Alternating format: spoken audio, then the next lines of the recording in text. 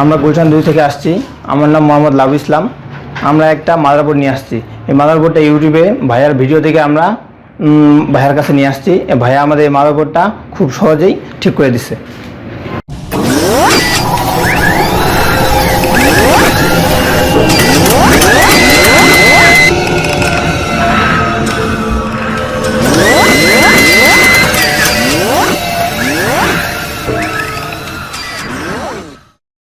বন্ধুরা, বিশেষ করে আজকে আপনারা স্ক্রিনে যে পিসিটি দেখতে পাচ্ছেন, এটি খুবই একটি স্পেশাল একটি পিসি। তো এর মধ্যে মূলত র্যাম লাগানো আছে টোটালি 16 জিবি, 4 জিবি করে, এবং 4টা র্যাম লাগানো আছে।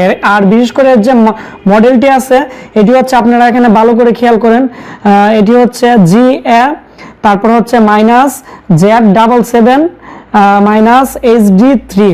তো এর মডেল, আর বিশেষ করে এর র্যাম হচ্ছে 1.0। তো এই মাদারবোর্ডটি মূলত কি কারণে প্রবলেম হয়েছিল তো আমি আপনাদেরকে এখন বলে দিব। আর পাশাপাশি হচ্ছে বন্ধুরা, বিশেষ করে এই মাদারবোর্ডটির পাওয়ার সমস্যা ছিল।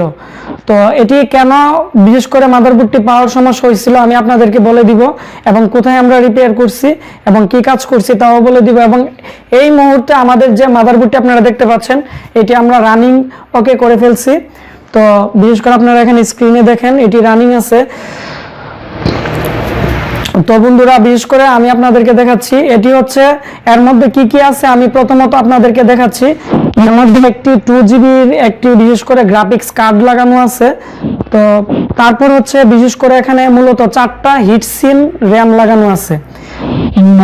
তারপর হচ্ছে আপনারা এখানে আরেকটি ভালো জিনিস খেয়াল করেন, এর মধ্যে টোটালি বিশেষ করে যে হার্ড ডিস্ক, ওনারা 4টা হার্ড ডিস্ক লাগাইয়ে রাখছে। এটি হচ্ছে মূলত 2 TB করে 4টা হার্ড ডিস্ক। তো টোটালি এতগুলো হার্ড ডিস্ক, তারপর হচ্ছে একটি মাদারবোর্ড, তাও মাদারবোর্ডটি বিশেষ করে এটি হচ্ছে i7 এর একটি মাদারবোর্ড। আমি আপনাদেরকে দেখাচ্ছি, বিশেষ করে আপনারা ভালো করে খেয়াল করেন।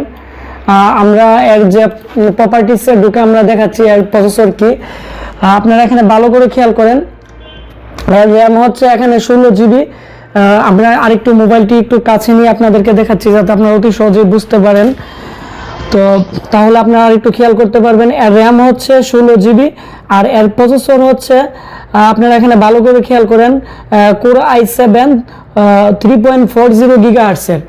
তো বিশেষ করে Core i7 বা Core i5 যত ধরনের মাদারবোর্ড আছে, আর যেগুলোতে বিশেষ করে গ্রাফিক্স কার্ড আপনারা ইউজ করতেছেন তাদের জন্য আজকে আমার এই ভিডিওটি বানানো।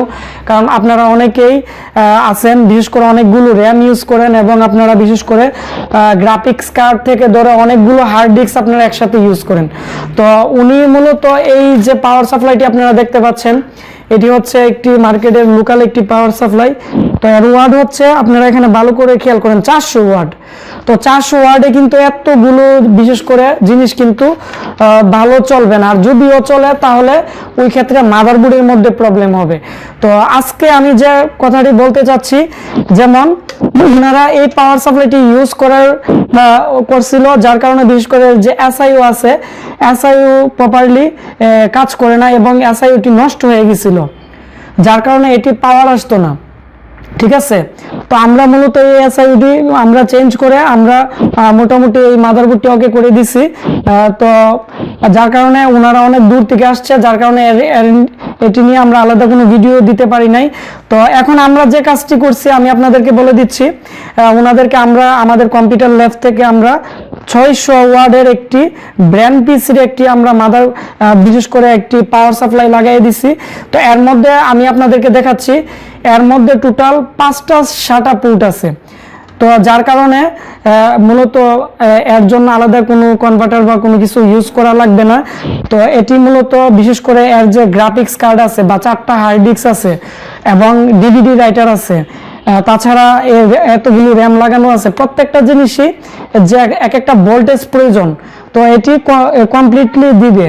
তো এজন্য আমি যারা বিশেষ করে গেমিং পিসি বানাতে চান তারা অবশ্যই আপনারা এই ভুলটি আপনারা করবেন না, তাহলে আপনাদের হার্ড ডিস্ক যেমন নষ্ট হবে, পাশাপাশি মাদারবোর্ডটি নষ্ট হয়ে যাওয়ার আশঙ্কা বেশি থাকবে। তো ওই জন্য আপনারা ভালো মানের একটি পাওয়ার সাপ্লাই লাগিয়ে নেবেন, তাহলে আর প্রবলেম করবে না। তারপরে যে বিষয়টা আমি আপনাদেরকে বলে দিচ্ছি, তো ওনারা এত কিছু লাগানোর পরও আমি কম্পিউটার যখন ওপেন করলাম তখন আমি ভালো পারফরমেন্স পাই নাই এবং ভালো স্পিড দেখি নাই। তো ওই জন্য আমরা একটি এসএসডি হার্ড ডিস্ক লাগিয়ে দিচ্ছি। আপনারা এখানে ভালো করে খেয়াল করেন, এটি আমাদের একটি নতুন প্রোডাক্ট। তো এসএসডি হার্ড ডিস্ক, তো এসএসডি হার্ড ডিস্কটা আপনারা কেন ইউজ করবেন আমি আপনাদেরকে বলে দিচ্ছি। বিশেষ করে আপনারা যারা এডিটিং এর কাজ করেন বা ভিডিও এডিটিং এর কাজ করেন বা আপনারা নেট ব্রাউজিং করেন, তো আপনারা দেখা গেছে আপনারা অনেক টাকা দিয়ে 40-50 হাজার টাকা দিয়ে আপনারা একটি পিসি বিল্ড আপ করছেন, কিন্তু কম্পিউটার স্পিড তেমন নেই। তো তাদেরকে আমি বলতেছি আসলে কম্পিউটারের যে স্পিডটা আছে মূলত র্যাম আর বিশেষ করে প্রসেসরে আপনারা বা মাদারবোর্ড আপনারা যতই উন্নত মানের লাগান না কেন আপনারা ভালো একটা স্পিড পাবেন না।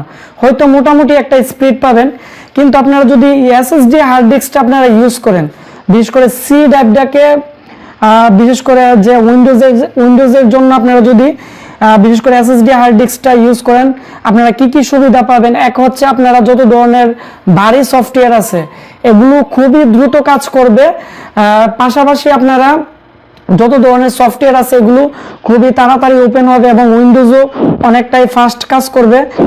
আর আপনারা যখন রেন্টারিং দিবেন কোনো ফাইল, যেমন আপনারা একটি ভিডিও এডিটিং করছেন এটি রেন্টার দিবেন, খুবই তাড়াতাড়ি রেন্টার হবে। তাছাড়া আপনারা যদি নেট ব্রাউজিং করেন, নেট ব্রাউজিং অনেকটাই স্পিডে কাজ করবে এবং হ্যাং করবে না। অনেক সময় আপনারা বিভিন্ন কাজ করতে গেলে বিভিন্ন ধরনের হ্যাং করে, তো হ্যাং করবে না। আর এর মধ্যে কোনো ধরনের ডিস্ক নেই। এই এসএসডি হচ্ছে সলিড স্টেট ড্রাইভ, আর এর মধ্যে বিশেষ করে আইসি এবং চিপ দিয়েই মূলত এটি তৈরি করা হয়। তো অনেক সময় আমাকে এর আগে অনেকেই প্রশ্ন করছেন বা আমাদের কম্পিউটার ল্যাবে অনেকেই ল্যাপটপ নিয়ে আসছে, হয়তো হাতের চাপ বা বিভিন্ন চাপ লেগে যে ল্যাপটপের নর্মাল হার্ড ডিস্কের মধ্যে যে ডিস্ক আছে একটু স্পেস বা একটু দাগ পড়ে দেখা গেছে যে বিশেষ করে যে হেড আছে বা এর বিভিন্ন সমস্যার কারণে এগুলো একবারে নষ্ট হয়ে যায়। আর বিশেষ করে এসএসডি হার্ড ডিস্কটা আপনারা হাতে নিয়ে নাড়া দিলেও কোনো প্রবলেম হবে না, কারণ একটাই কারণ এর ভিতরে কোনো ডিস্ক নেই। তো এই হচ্ছে আপনারা এসএসডি হার্ড ডিস্কের ক্ষেত্রে বিশেষ করে যে সুবিধাগুলো এগুলো।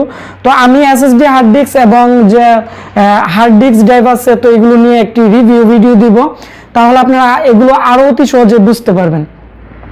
তো এজন্য মূলত আপনারা বিশেষ করে এসএসডি হার্ড ডিস্ক ইউজ করবেন। তো বন্ধুরা আশা করি আপনারা এগুলো অতি সহজে আপনারা বুঝতে পারছেন যে আপনারা কি কি ধরনের একটি পিসি বিল্ড আপ করলে আপনারা কি কি ধরনের জিনিস আপনারা ইউজ করবেন। তো বন্ধুরা বিশেষ করে আজকে আমার এই ভিডিওটি যদি ভালো লেগে থাকে তাহলে অবশ্যই আমাদের এই ভিডিওটির নিচে একটি লাইক দিবেন এবং কমেন্টস করে আপনাদের মতামত জানাবেন। আর আপনাদের যদি বিশেষ করে এসএসডি হার্ড ডিস্ক বা ভালো মানের পাওয়ার সাপ্লাই বা আপনাদের কম্পিউটার যদি বড় ধরনের সমস্যা থাকে আপনারা এগুলো সমাধান করতে পারতেছেন না, অবশ্যই আমাদের Ashiq computer and hardware lab আপনারা গুগলে সার্চ দিলে আমাদের লোকেশন চলে আসবে। আপনারা চাইলে আমাদের এখানে এসে আপনারা সরাসরি দেখে একবারে রিপেয়ার করে নিয়ে যেতে পারবেন। তো অবশ্যই বন্ধুরা এই ভিডিওটি শেয়ার দিবেন, যাতে আমাদের বাংলাদেশে অনেকেই আছে যাদের কম্পিউটার একবারে নষ্ট হয়ে পড়ে আছে, তারা এগুলো বিশেষ করে রিপেয়ার করতে পারতেছে না। তো তারাও বিশেষ করে আমাদের এই ট্রেনিং সেন্টার থেকে তাদের যে নষ্ট মাদারবোর্ডগুলো আছে এগুলো রিপেয়ার করে নিয়ে যেতে পারবে।